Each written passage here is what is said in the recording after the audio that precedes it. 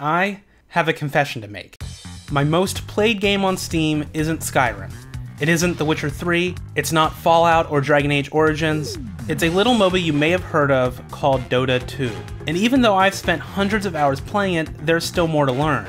I've also spent nearly 100 hours inside League of Legends, Dota's biggest competitor and one of the most played games in the world. There's more to learn there, too. The entire genre can be a mess of mechanics and rules that aren't always apparent to newcomers. Mastering those mechanics can be one of the most rewarding experiences in all of gaming, but falling victim to them can be one of the most frustrating. On top of that, MOBAs demand a working knowledge of their huge rosters. Right now, Dota 2 has 110 heroes, and League of Legends has 127 champions. It's about to be 128. Which leads me to an interesting problem. How do you go about creating new characters for a game that already has over 100? And how do you go about it in such a way that each new character is unique and easily recognizable on the battlefield? Character design is more important here than in almost any other genre.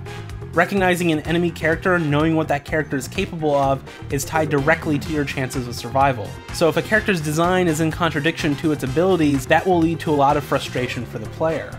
But creating new heroes for a MOBA is an already unique challenge because, unlike most games, new characters are added every few months. League of Legends and Dota will never be finished, at least not in the foreseeable future. The only long-standing comparison I can think of making is with trading card games. That's why I think we might find an answer to our question by looking into Magic the Gathering. After all, creating a new hero or a champion in an ever-changing meta environment is nearly identical to the challenge of creating new expansions for a 20-plus-year-old trading card game.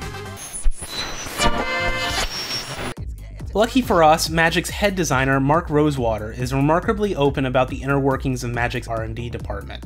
According to Mark, each MTG set is designed in one of two ways, either using a top-down or bottom-up approach. Bottom-up starts with the rule text, the mechanics, and works its way towards the visual design and name, the lore. Magic's landmark expansion, Zendikar, was created using this approach. The set was built around players' interactions with their mana base. The visuals, concepts, and flavor were created afterwards using those mechanics as guidelines. Top-down is the opposite, starting with the flavor and then creating mechanics. Innistrad's a good example. They took the concept of gothic horror and then used that as a guideline for defining gameplay. The idea is that when you reach the other end of a card, regardless of where you started, everything will fit together mechanically, thematically, and visually.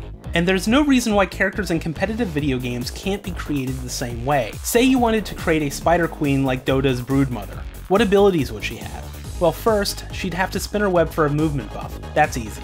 And she's a spider queen, so maybe something to do with spawning her young.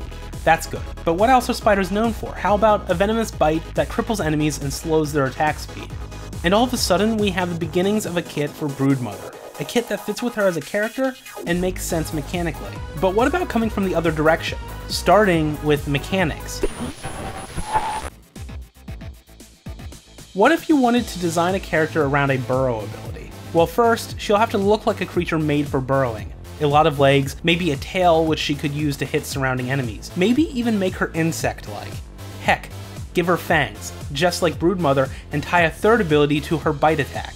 In the end, we get Rek'Sai, a character that makes just as much sense as Broodmother, even though we came from the other end of her design. Problems arise when you don't follow that flow all the way through.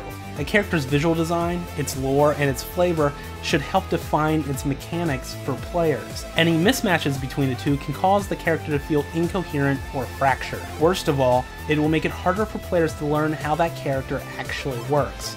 We need to use a character's visual design and its flavor to communicate information. How do we communicate that a champion or hero has ranged abilities? We give him a gun, a staff, or a bow.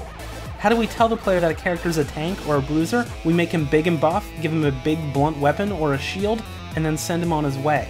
But what about a character that has the ability to damage the area around him? How do we communicate that to the player? Well, let's take a look at how Dota handles it and how League handles it. They both have characters with this ability, Pudge from Dota and Dr. Mundo from League. The difference is how the two are actually designed.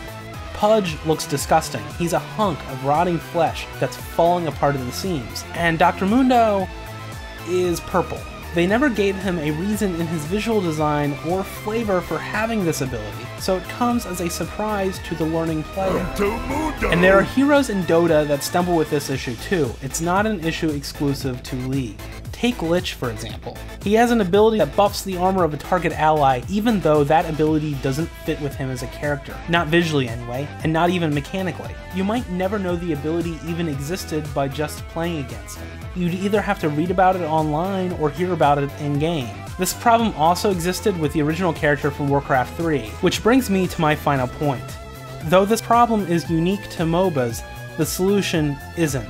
We can use top-down or bottom-up design for almost any genre, from fighting games to strategy games, MMOs and action RPGs. There's always going to be this need for cohesion when creating new characters or classes.